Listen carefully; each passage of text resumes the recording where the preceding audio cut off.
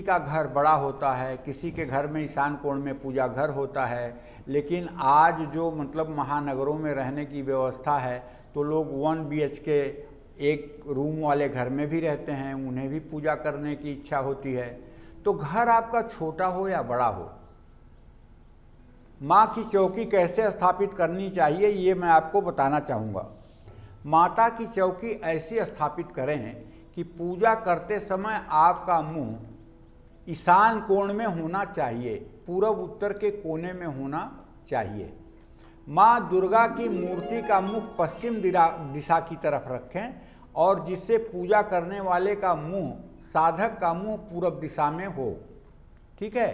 पूजा चौकी के मध्य में माँ दुर्गा की स्थापना करिएगा। जो स्थापना कलश है उसके ठीक आगे आप माँ दुर्गा की मूर्ति रखेंगे।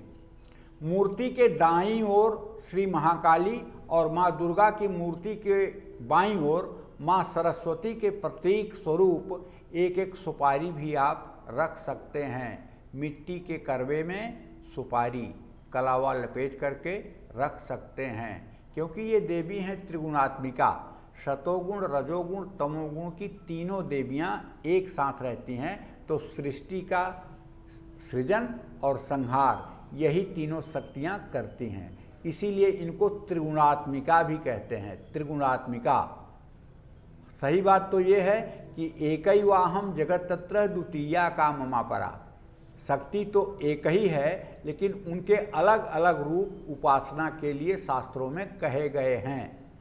तो माँ दुर्गा के 9 रूपों के प्रतीक के स्वरूप 9 सुपारियां भी आप दोनों तरफ रख सकते हैं।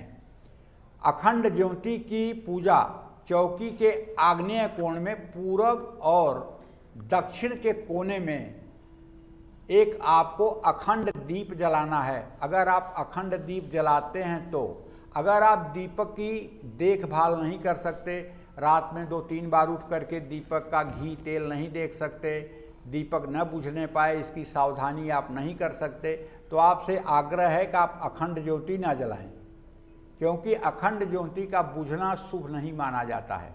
और अगर अखंड ज्योति जलाएं तो उसमें लेटी हुई बत्ती डालें और 2 बत्तियां डालें, एक जलती रहे दूसरी ना जले। जब एक बत्ती बुझने को हो जाए तो दूसरी बत्ती उससे सटा देना चाहिए, ताकि वो जलना शुरू कर दे और वो अनवरत जलती रहे। इस बात का भी ध्यान देना चाहिए।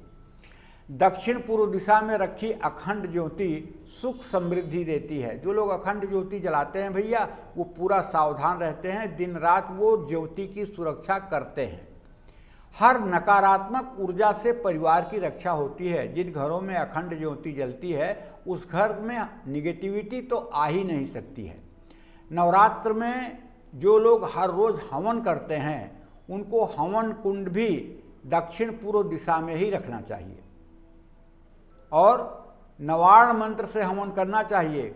ओम ऐं ह्रीं क्लीं चामुंडाय विच्चे स्वाहा, ओम ऐं ह्रीं क्लीं चामुंडाय विच्चे स्वाहा, ओम ऐं ह्रीं क्लीं चामुंडाय विच्चे स्वाहा। घी, शहद, चीनी, घी, शहद, चीनी और 1 चम्मच काला तिल डाल करके अगर इस मंत्र से 108 आहुति नित्य हवन की जाए तो आपकी पूजा सद्यः फलदायिनी होगी, इसमें कोई संदेह नहीं है।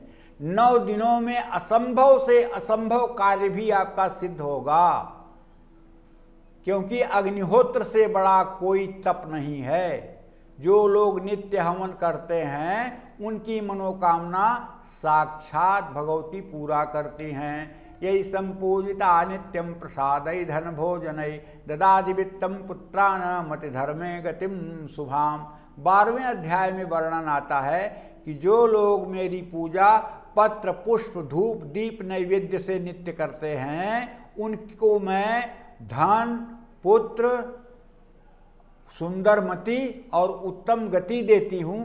ये माता का वाक्य है, इसमें कोई संदेह नहीं है। अखंड दीपक के अलावा एक घी का भी दीपक सुबह शाम जरूर जलाना चाहिए।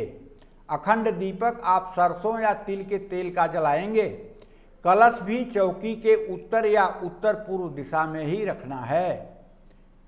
तो ये मतलब कि इस तरह की व्यवस्था अगर आप करेंगे तो निसंदेह आपकी मनोकामना पूरी होगी। जय मां विंध्यवासिनी।